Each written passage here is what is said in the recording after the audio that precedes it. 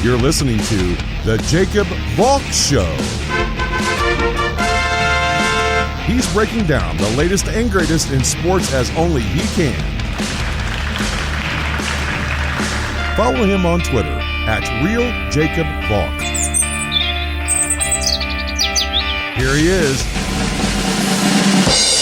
Jacob Valk.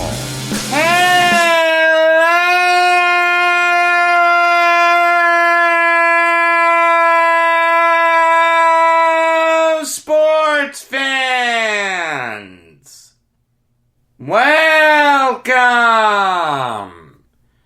to another edition of the Jacob Valk Show.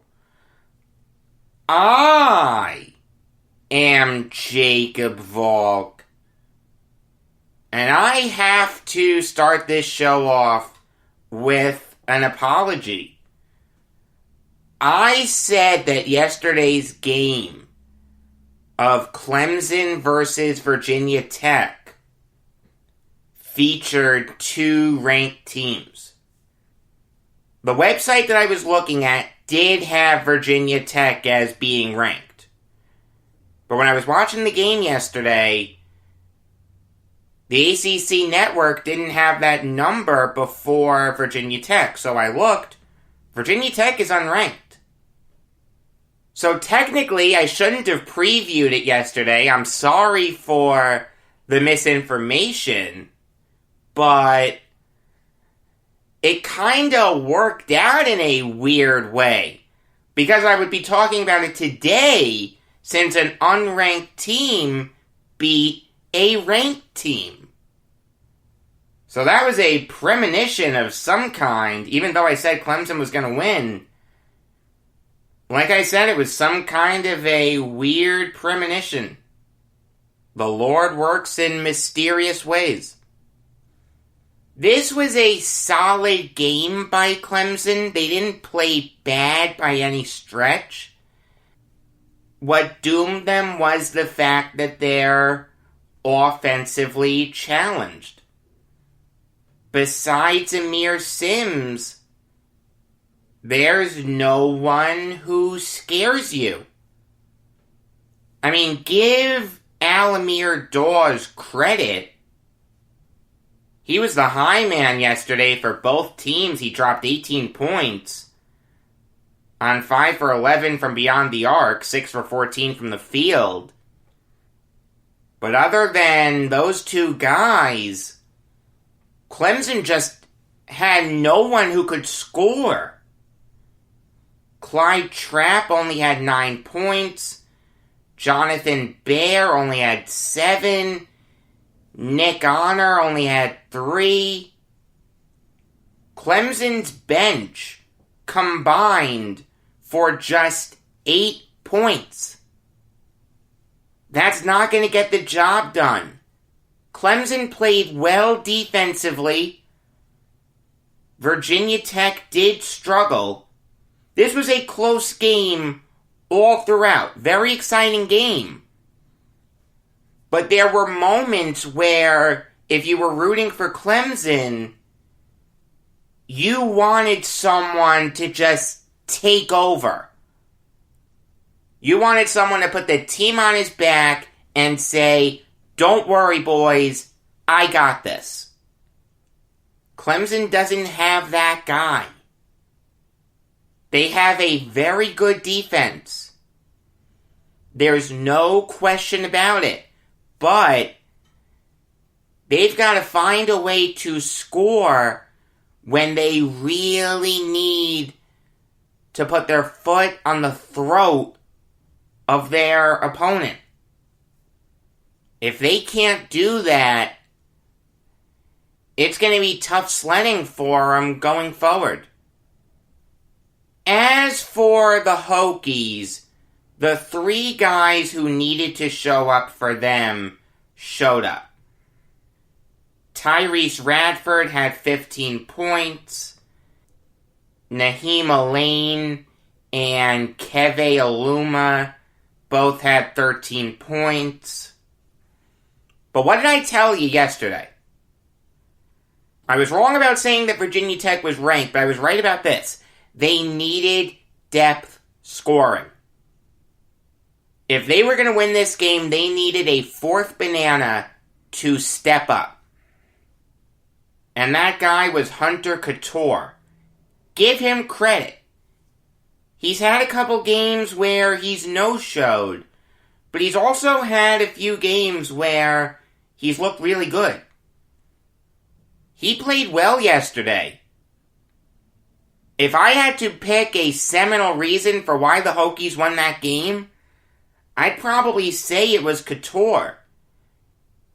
He gave Virginia Tech 20 minutes off the bench. He scored 11 points. Without that depth scoring, Virginia Tech loses. It's just that simple.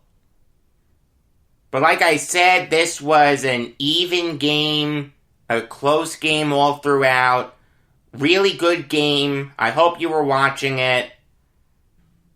I was wrong about saying that Virginia Tech was ranked as of yesterday. But when the next poll comes out, I don't think there's a question about it. Virginia Tech will be ranked.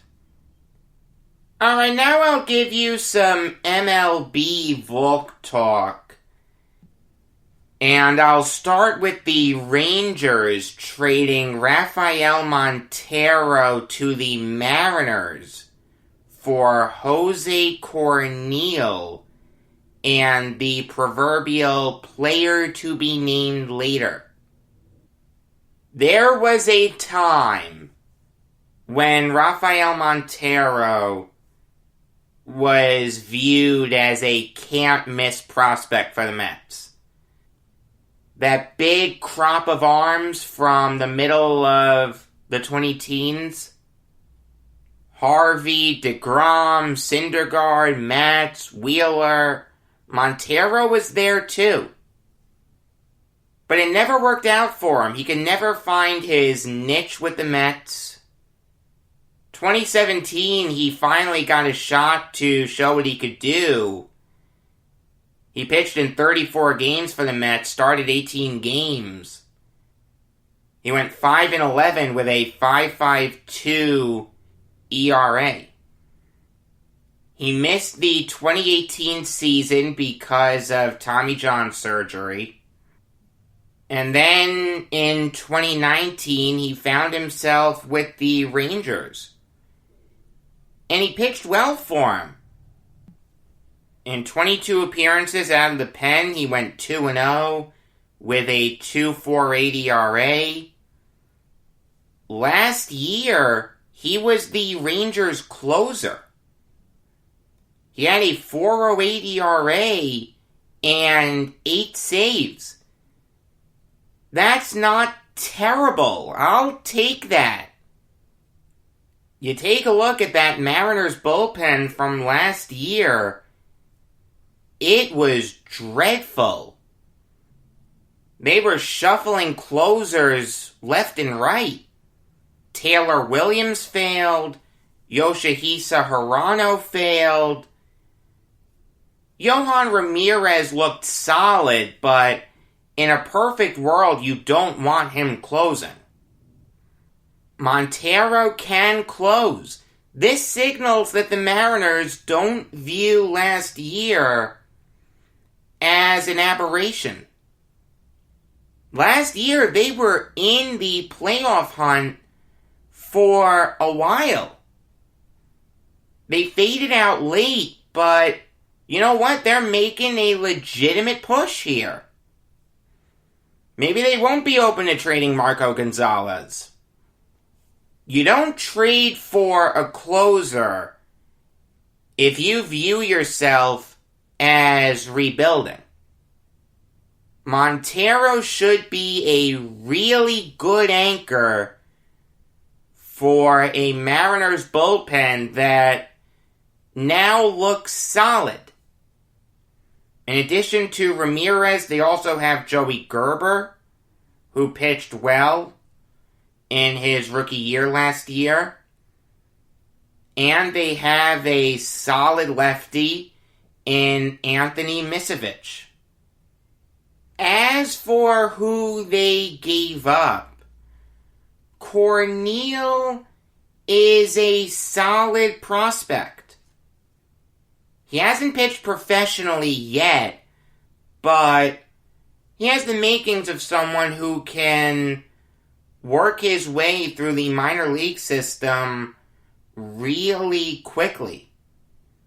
Prototypical build, 6'3", 185 pounds. Very good control. He's an effortless pitcher. He doesn't seem to exert himself on the mound a whole hell of a lot. He has 2 pitches right now, a good fastball and a good curveball. Like I said, he controls them both really well. He's going to have to develop a third pitch, whether it's a changeup or a slider or something else, but I think he can do it. The Rangers have had a bit of a weird offseason. They're not really going all in to make a playoff push. They seem to be just content to make moderate improvements and let the chips fall where they may. Even a move like the Lance Lynn trade, they'll see the benefits of that this year with Dane Dunning starting for him.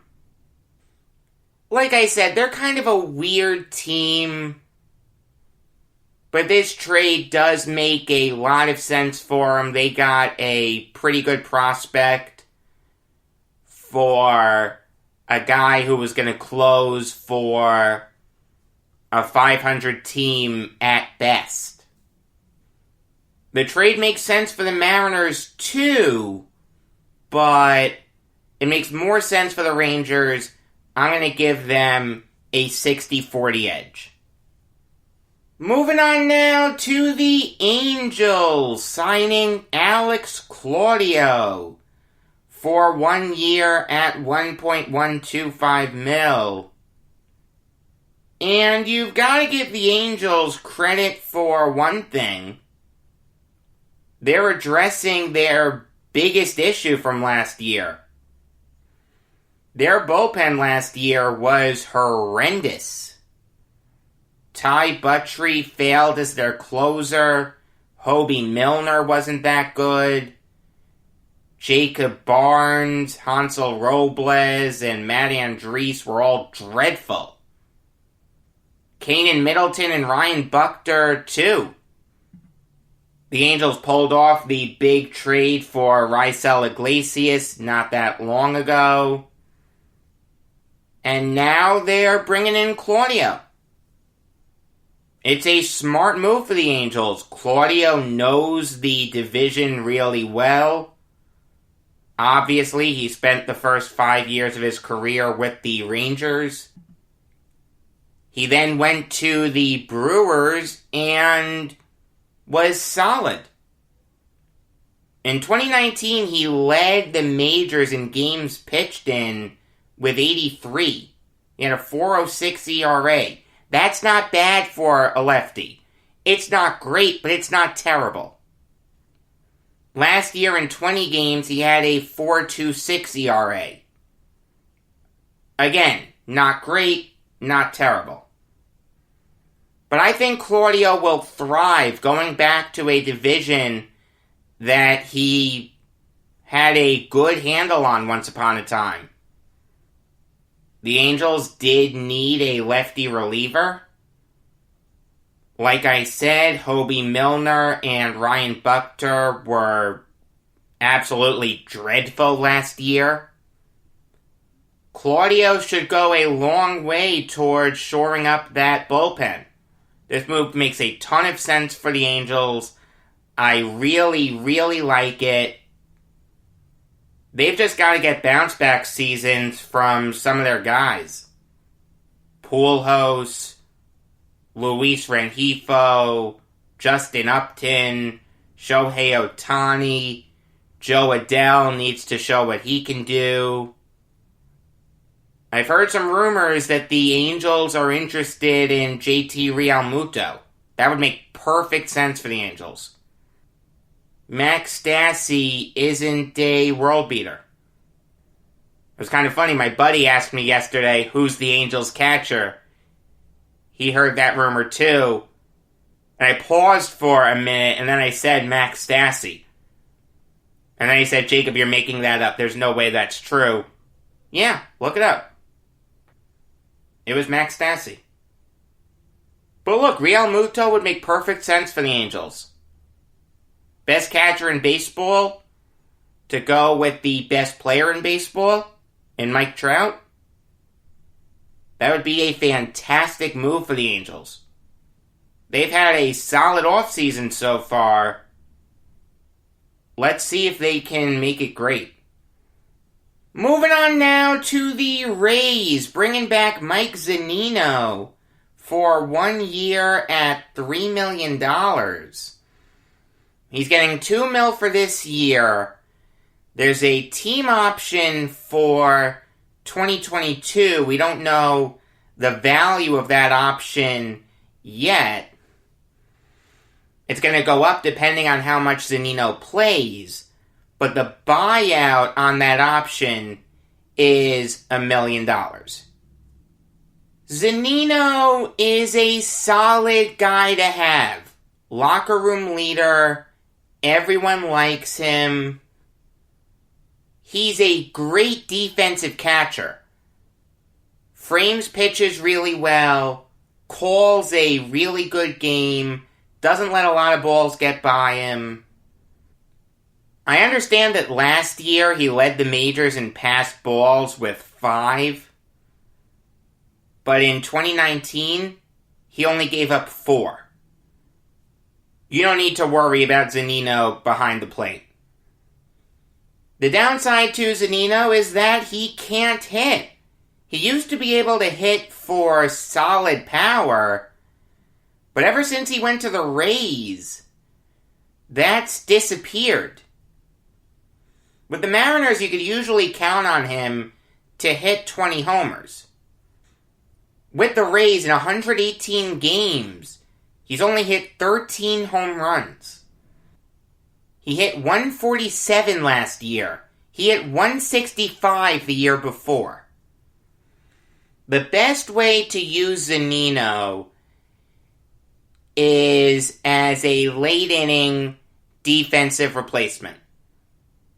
You don't even want him as your primary backup catcher, because that guy is going to play a sizable amount of games. In a perfect world, he's a third-string catcher. I don't mind this move for the Rays. Like I said, there's a role for him in the majors. It's a narrow role, but it's a role nonetheless. This is a solid move for the Rays. I don't mind bringing him back. $3 million is fair for him. Maybe a little high, but I can't get too upset about it. He just shouldn't start for the Rays. If the season started tomorrow, he'd be the Rays' starting catcher. They really should be in on JT Realmuto. But we all know that Stu Sternberg is too cheap to go after him. Alright, so that's going to do it for today. Nothing else to do, right? No. I have to do the trifecta.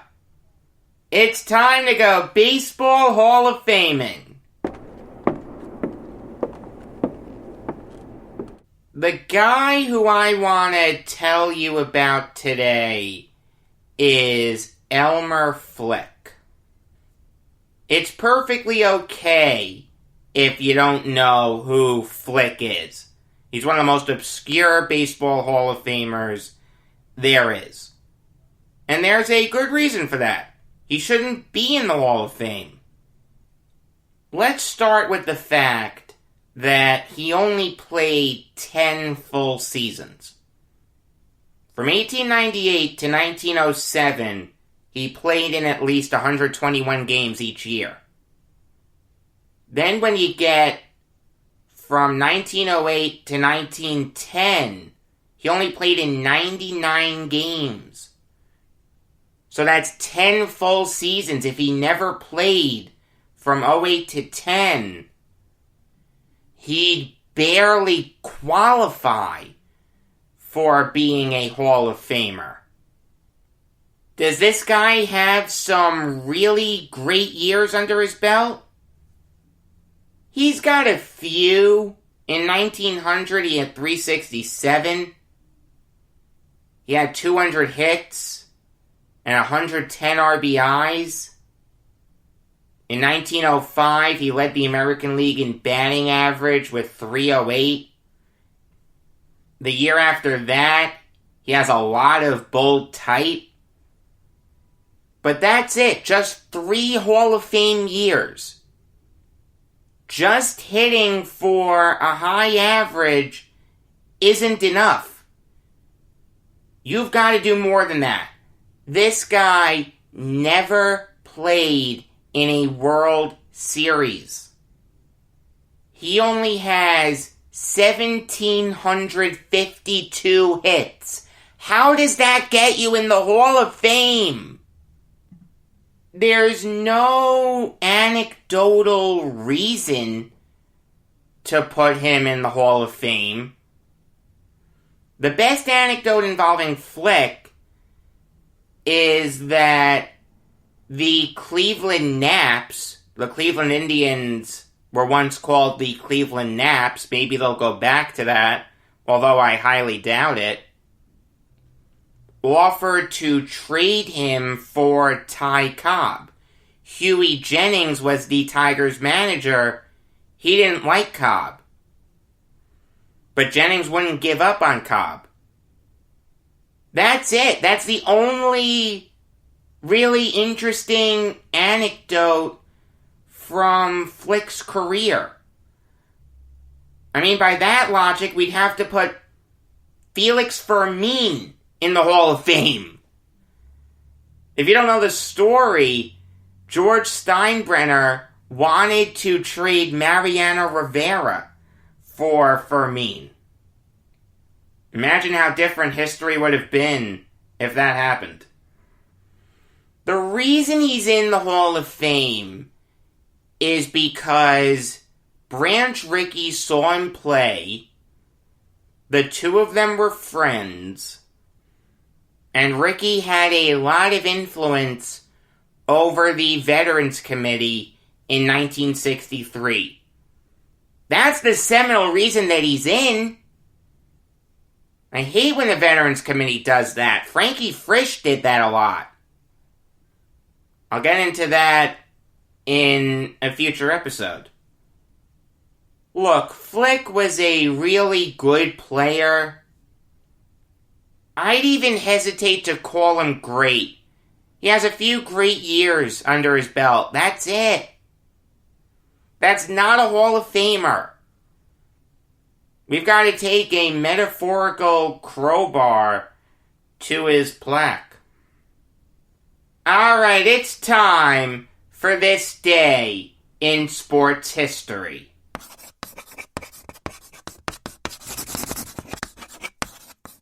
It's pretty apropos that I brought up Steinbrenner earlier, because on this day in 1983, Yogi Berra was hired for the second time as Yankees manager. It's a good feel-good story, right?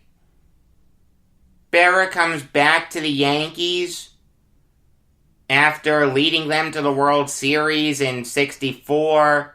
He led the Mets to the World Series in '73. He comes back to take over for Billy Martin. You replace one Yankee legend with another Yankee legend. Unfortunately, it didn't end well.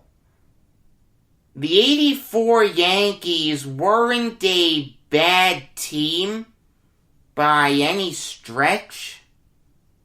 That was the year that Mattingly won the batting title, narrowly beating out his teammate Dave Winfield. Don Baylor also had a really good year that year. But when a 45-year-old Phil Niekro is your best starter, that's not gonna end well. The Yankees finished 87-75. George Steinbrenner believed that any year that you don't win the World Series is a failure and you should fire everyone. I understand his point. There's a better way to do it, though, than firing everyone. But Berra survived into the 85 season. Steinbrenner promised him that he'd finish out the 85 season as Yankees manager. Unfortunately for them, that year the Yankees started out 6-10. Steinbrenner decided that he'd had enough. He wanted to move on from Berra. Bring back his old friend Billy Martin. You'd think that Steinbrenner would deliver the news personally. After all, this is a Yankee legend we're talking about. This is a Hall of Famer, arguably the best catcher in baseball history. Nope. Steinbrenner told Clyde King, Yankees GM, to deliver the news to Berra. Berra was so ticked off by that he would have nothing to do with the Yankees for 14 years. Billy Martin finished out the year as Yankees manager. The Yankees went 97-64. They finished 2 games back from the Blue Jays in the AL East. Now, the story does have a happy ending. In 1999, with the help of Susan Waldman, who I like, and sang a fantastic version of the national anthem, it's on YouTube, helped mend the relationship between the boss and Berra. The feud, for all intents and purposes, ended on July 18th, 1999. It was Yogi Berra Day. Don Larson threw out the first pitch to Berra. And on that day, David Cone threw a perfect game against the Expos. You couldn't script it any better. Alright, it's time for another Mount Rushmore. We're on the San Jose Sharks now. It's okay if you forgot that, but that is who we're on. A team that's been very successful in their history. They've been around since the 91-92 season. They've only missed the playoffs 7 times. Now, it seems like they're going to be in for tough sledding for a while. But they have a pretty darn good history. The correct Mount Rushmore is Patrick Marleau, Joe Thornton, Evgeny Nabokov, and Joe Pavelski. Marleau spent 19 and a half seasons with the Sharks. He's their all-time leader in a bunch of categories. Games played, goals, points, power play goals, shorthanded goals, even strength goals, game-winning goals, shots. Basically, any offensive record the Sharks have, Marleau has it. He was a 3-time All-Star for the Sharks, perennially underrated, future Hall of Famer. Joe Thornton was his running mate for about a dozen seasons. When that trade happened, a lot of people thought that the Sharks would win a Stanley Cup. Unfortunately, it didn't happen for him. But it wasn't Thornton's fault. He won the Art Ross and the Hart Memorial Trophy in 05-06. He was a 3-time All-Star for the Sharks. I remember one thing he said about the Rangers when John Tortorella was coaching them. He said that the Rangers were one of the softest teams that he's ever gone up against. And Tortorella went off. He said that Thornton's a great hockey player, but he'll go down as one of the greatest players in NHL history to never win anything. I'm not doing it justice. If you can find it on YouTube, watch it. It's worth watching. Evgeny Nabokov, someone who I remember fondly with the Islanders, and someone who initially didn't want to be an Islander. He is by far and away the best Sharks goalie in their history. It's not even close. There was a time when he was one of the best goalies in the NHL. He won the Calder Trophy. He once led the NHL in wins. He was a 2-time All-Star.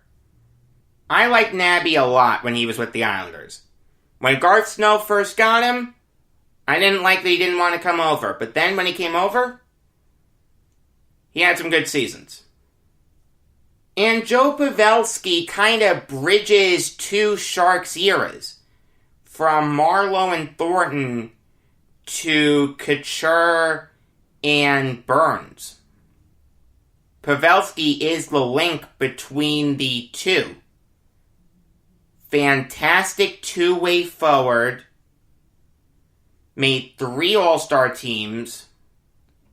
His two-way game is what gets him here over Logan Couture. I thought about Couture, but I ultimately put Pavelski in. I wonder what my buddy Pete would think of this. I haven't talked to Pete in a while, but he's a Sharks fan. Since this is a short show, I'll go over some important dates with you. Starting Monday, you're going to get Brooklyn Nets shows every week until the New York Islanders start playing. Monday's Brooklyn Nets show will be posted in the evening, and it will be a season preview. The morning after that, December 22nd, you're going to get a big NBA preview. I'm going to tell you where I think each team is going to finish. I'm going to give you my reasons for that. It's going to be really fun. That's not going to replace the Jacob Valk show for that day.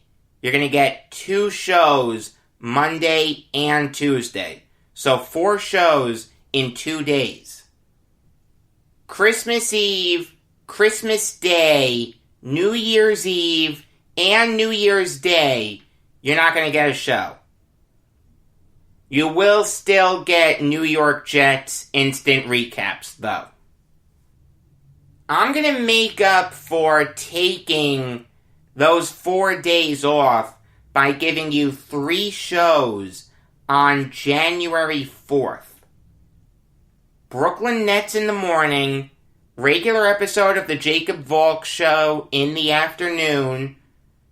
It's probably going to be a big Black Monday breakdown. And in the evening, a New York Jets off-season preview. I've been looking forward to that for a long time. It's the only thing I've had to look forward to as a Jets fan. Until next time, I am Jacob Valk saying Pawtucket is a much bigger city on the way up than it is on the way down.